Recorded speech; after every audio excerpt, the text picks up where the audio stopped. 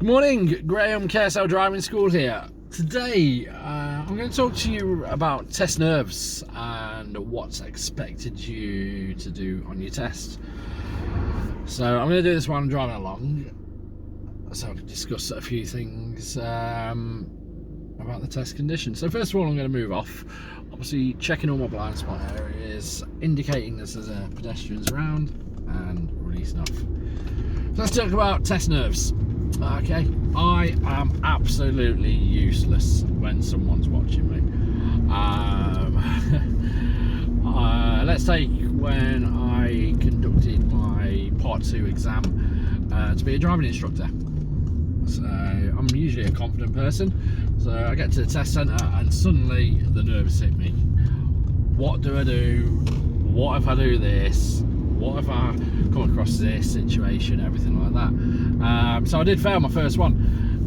Nerves got the better of me. I was approaching a red light went on red, my leg was like jelly, it was shaking everywhere. So at the next available opportunity, I pulled up on the left hand side, explained to the examiner, you know, my nerves are hitting me. Sorted my leg out, it stopped shaking. And got back to the test centre, and unfortunately I didn't succeed on the first attempt. The second attempt I went in, realised the mistake I was made, and Karen Latcham, who actually taught me, part of KSL, said you can drive, you know exactly what you're doing, and that's pretty much like the test. So all you got to remember, when you get to that test centre, you've done the hard work, you've learned how to drive, which is the hardest part. All you've got to then do is show someone that you can drive safe and you know exactly how to deal with situations as you're going through. Best advice, night before, get an early night and get up in the morning, whether you got a morning test, an afternoon test. Make sure you have something to eat. The last thing you want to do is get them hunger pangs coming through your stomach. And if you like bananas are meant to be a good thing, a slow release of potassium to get you through. If you're really nervous, there's such things as Calms, a rescue remedy you can get from Holland and Barrett. That'll help you out. So you get to the test centre. At this point you may be feeling slightly nervous now. So when you get to the test centre, what'll happen is you usually get there about 10 minutes before, with your instructor or your parents, whoever's taking you there. And then you go and wait in the waiting room. Try and talk about something else rather than driving. Take your mind off it for that few minutes. Your head will be going through so many what ifs situations. So what if I stall the car? What if the lights are on red and I'm going too fast? What if I don't check my mirrors? Switch that around. What if you don't stall? What if you do check your mirrors? What if you are planning ahead and anticipating all the time? These are all the things that your instructors would have been teaching you to do along the way. So by turning it around, what if you do stall? Okay, so you should know you restart your engine and move off straight away if safe to do so. What if I don't check my mirrors? Okay, so you've missed a mirror check. Doesn't necessarily mean that you've failed your test at that point. It could go down as a driving fault. Was that mirror check, even though you should be checking at all times, was there anyone around or anything like that? What if you miss a signal? What you got to do is try and blank that situation. So if you realised you're driving along and you've gone 33 miles an hour into 30, well, you've brought it down. So in your head, you're probably thinking, I've gone over 30 and I've been speeding. So that's it, my test is done, I failed. What you got to do is look after yourself and other road users and the examiner still, because you haven't necessarily failed that test at that point, because you brought the speed down. Now the examiner is going to mark down on the marking sheet that you could have been doing 33. Okay, so you might do it 5 minutes later in the test. It doesn't necessarily mean when he marks down that you've made that mistake at that point. So you've got to ignore everything that they're putting on that iPad's going through. failed. You'll only know that you failed or passed when you get to that test centre. So all you got to do, every new road is a new bit of tarmac. It's going to have its hazards. And if you're anticipating everything that goes on, you should go out with a pass at the end. Bring a bottle of water with you, or a drink, anything like that. Don't drink too much. Use the toilet before if you need to, because the last thing you want is that full bladder as you're going around. And chew some chewing gum or a Polo or something. Just get rid of that dry mouth sensation. We've all been there. You're sitting there. When I did my first driving test, I was fortunate to pass first time. My mouth, it was like there's a horror desert. It was absolutely awful. I was trying to get that saliva built up, and I was concentrating a lot on that rather than the actual driving. So if you actually got something, like gum in your mouth or anything, it just take your mind off it. You can have the radio on really low as well, as long as you can hear the sat nav and the examiner talking. If you need to, put your radio on. It's a lonely little world for that 35 minutes, 40 minutes out that test centre, and just have that little bit of background music. If the examiner's not talking, it can be very, very silent. And then about the examiners, so there's the old cliche: examiners fail you on a 1 o'clock lesson, a 1 o'clock test on a Wednesday. Every Wednesday, everyone's going to fail. Or there's Dave, the examiner. Dave's horrible. He's going to fail everyone. He doesn't pass anyone, especially on a Friday. My friend failed. He had Steve. Steve fails everyone. My friend failed with Steve. Yeah, your friend may have failed with that examiner, but it was your friend that failed, not the examiner that failed. So they've obviously made that mistake. So try not to, if you've got any friends that are driving or anything like that, and they've had certain examiners, don't be worried about them. The examiners are there to pass you. They don't want to fail you. Because what happens is, especially nowadays, if people are still failing, the backlog is going to get longer and longer and longer.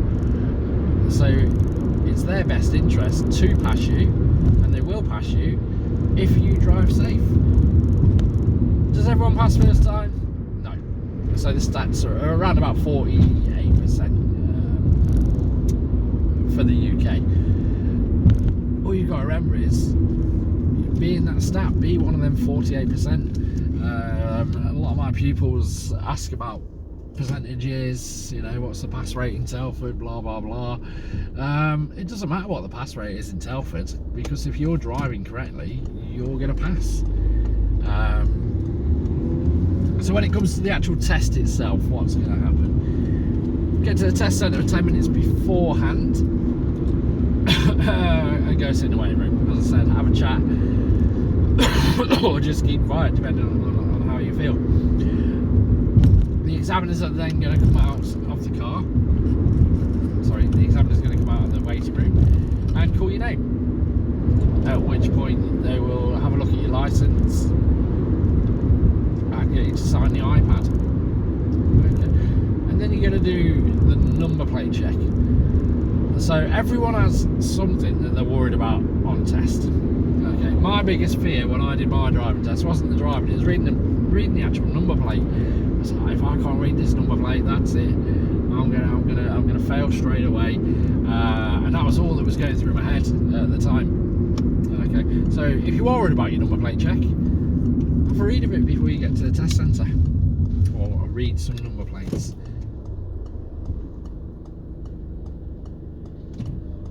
Just waiting for this van to come around. So once you do your number plate check, the examiner will ask you to do one of two things. He'll ask you to wait in the car, or they'll get you to open the bonnet. Okay. So that should tell me. If you open the bonnet, once you've done that, they'll get you to sit in the car. Okay. And then they'll explain how the test is going to work. So they'll sit there and they will say, right, you're going to be following, say, sat-nav or road signs for the duration of around about 20 minutes, your independent driving. And then they're going to explain that you're going to have to do one reverse manoeuvre. and you tell me question if you haven't opened the bonnet.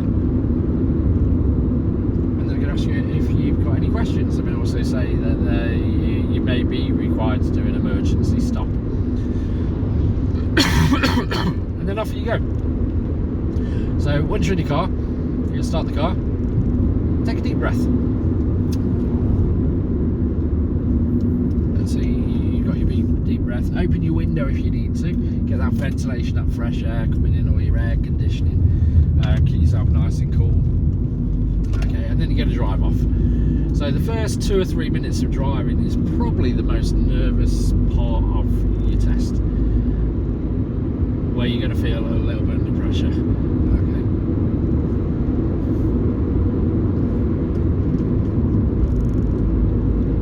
So you've got through that 2 or 3 minutes. You've got onto the main roads at this point. Okay.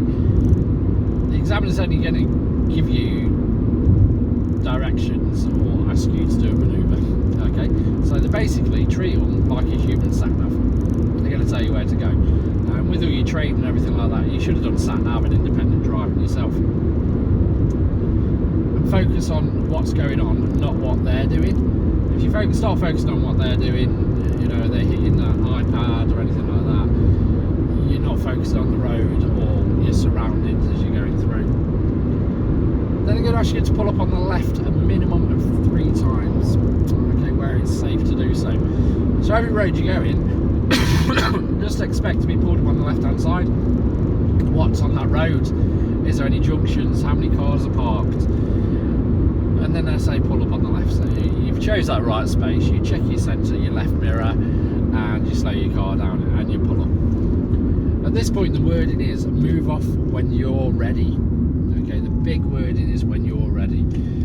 If you want to sit there for 10, 15, 20 seconds, get your thoughts together, absolutely fine. Okay, because it's when you're ready. Even if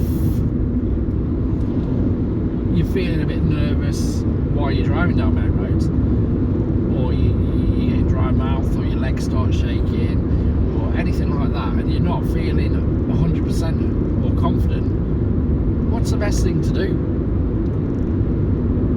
What would you do if you're tired or any situations come through? Pull up on the left hand side. Say to the examiner, I'm just not quite with it, I just need to pull up on the left hand side for a second, get my thoughts together, and then I continue driving. As long as you're not sitting there for 5 minutes and you're doing it every 10 seconds, it's absolutely fine. Because when you become a driver, and you know, a situation may arise where you're not confident, or someone's giving you a little bit of road rage and you need to get your thoughts together again, you'd pull up and have a breather. Same as the test. They want to see that you're a safe, competent driver going through. Then they'll ask you to do a manoeuvre, so you don't know which manoeuvre you're going to get at any point. It could be the parallel park, forward bay park, reverse into a space, or pull up on the right hand side and reverse 2 car lengths backwards. Again, you would have been trained and you'd have the knowledge to do these manoeuvres, so just bearing that in mind. Once the manoeuvre's out of the way, it's then just driving. So if you haven't done a manoeuvre and you're getting back to the test centre, you're more than likely going to do a reverse bay park when you're going in. So you finish your sat nav and independent driving, they're then going to do road by road directions. So they'll just say to you, follow the road straight ahead, unless I tell you otherwise. And that's what you got to do. Is there a roundabout? Right, he hasn't told me to go left or right, I'm just going to follow the roundabout straight ahead. There's a crossroads coming up again, I'm just going to go straight ahead, like that. And that's pretty much it. You're going to get back excuse me, you're going to get back to the test centre, and then close off their iPad, and then they will either give you the congratulations, you passed your test, or unfortunately on this occasion you have failed, and they give you a debrief, pass or fail. They go through a situation that could have led to a fail on a driving fault or the actual serious incident, and they'll talk you through it. At that point you can have your instructor or your parents if they've took you there.